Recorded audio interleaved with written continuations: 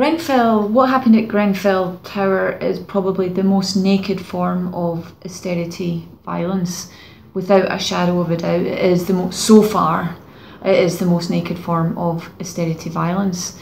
But as horrific and as terrifying as the Grenfell Tower Fire was, it is part of a much more systemic, routine and everyday violence, housing violence, that has occurred in London and elsewhere in the UK especially since 2010. Vicky Cooper is Professor of Criminology at the Open University.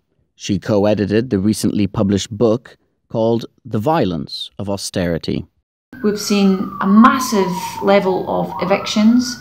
We've seen a massive level of displacement by eviction, where families and individuals are displaced, moved out, forced to move out of London because there's no other affordable housing for them to live in. On the 19th of June, the School of Law at Queen Mary of the University of London hosted a panel discussion entitled Grenfell Tower Fire, the Avoidable Tragedy. The deaths of people at Grenfell is social murder, or maybe it's state murder, state terrorism. At work, workers die usually in ones and twos, invisibly. Nobody really knows about them. Occasionally they die in larger numbers. Hilda Palmer, the founder and director of health and safety campaigning group Hazards, was one of a number of panelists who described to a packed audience the decades-long assault upon health and safety in the name of cutting red tape. People say, not many people get killed at work. Well, they actually do. At least 1,200 people are killed in incidents at work every year. About 50,000 people die of illnesses caused by their work. 620,000 people are injured. About 2 million minimum are made ill every year. That's out of a workforce of 32 million. But just think about that. The higher the risk, the further you go down the pay scale, the lower your wages, the higher your risk. The panel was populated by experts in the fields of health and safety, law, human rights, firefighting, sociology, criminology, austerity, and neoliberalism. The tragedy at Grenfell Tower was placed in its wider economic, social, political, and historical context that included a presentation from the Secretary-General of the Fire Brigades Union. The fire service that I joined in 1983 was actually quite a remarkable structure. And in 2004, under the new Labour government, all of that post-war edifice, all that post-war structure began to be dismantled under the new Fire and Rescue Services Act, which got rid of a whole host of bodies. David White, who co-edited The Violence of Austerity with Vicky Cooper, teaches socio-legal studies at the University of Liverpool. He explained to me why they chose that particular title for their book. That austerity does not have benign effects on individuals, on people, right? And we want to recognise that it has profound physical and psychological effects that are violent. So we are defining violence in terms of its effects. We're not defining violence in the way that a criminal act between individuals would be defined. We've seen the decimation and privatisation of building control in local authorities. We've seen in terms of the responsibility for fire risk assessments, again a deregulation approach. The fire and rescue service role in that is to audit the work of the fire risk assessors. But you then come on to what is the ability of the fire and rescue service to undertake that work. We estimate that at least half of specialist fire inspecting officers have gone, and probably 2/3 have gone since 2005. We're often told that because we all played a part in this crisis, that we all therefore have to be part of the solution to the crisis. It's highly problematic because we can say that the roots of the crisis stem from a very, very extreme form of the accumulation of luxury, the accumulation of wealth, and that is the overheating of the global economy. The reason that we're going through austerity is because of the global financial crash. At tonight's talk, it was called the Avoidable Tragedy. But the main thing to consider is that it's not just avoidable, it's ongoing.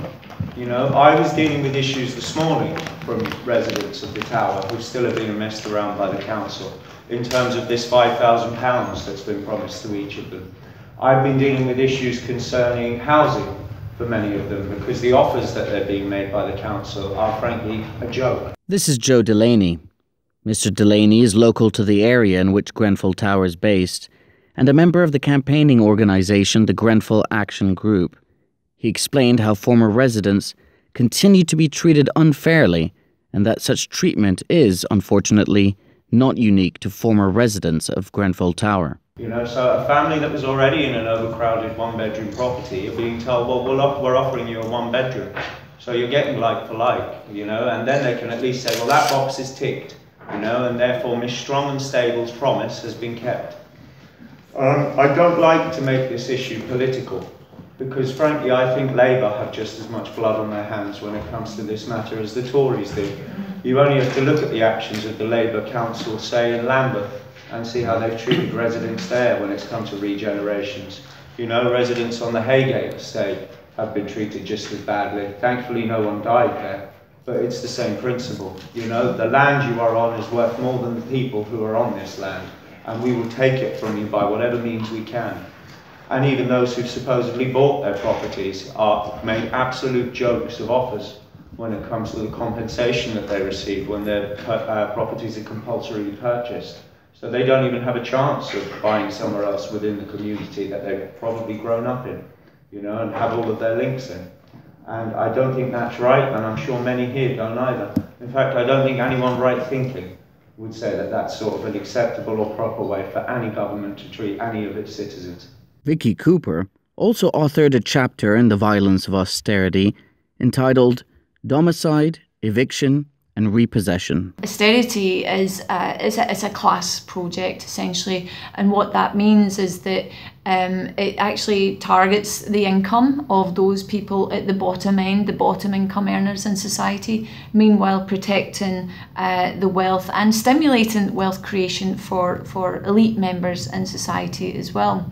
Now that's a classic symptom of neoliberal politics and neoliberal policies, but under austerity, as I've said before, under austerity that's been amplified. Definitely more than 50% of people affected by bedroom tax are people with disabilities. We're looking at about 10,000 people who've committed suicide or died as a result of benefit changes. We're seeing people who've died while undergoing the work capability assessments. That mostly affects people with disabilities and the stresses that induces. Under heavy public pressure, the Prime Minister Theresa May triggered a public inquiry into the Grenfell Tower fire. And when I heard the judge of the inquiry immediately within hours of being given that appointment, immediately purporting to rule out a broad inquiry, to put it mildly, my heart sank. But how dare he say that at such an early stage in the inquiry, when surely he'd not had an opportunity of maturely reflecting upon what the needs and requirements of that quest for truth, which is, after all, surely the central core of any inquiry. But the public inquiry is here. And we must use and utilise that public inquiry for all its worth. But already I have concerns about the composition of that inquiry. Within capitalist social orders, then the rule of law is always about in some way stabilising and maintaining a stable social order. So although the rule of law may challenge the interests of the powerful and may challenge capitalism at some points, ultimately, the purpose of the rule of law is not to destabilise the long-term stability of the social order. And that may very well be the rub. At the heart of the Grenfell Tower fire is an economic system that by its very nature perpetually comes into conflict with, and at times runs roughshod over, fundamental human rights.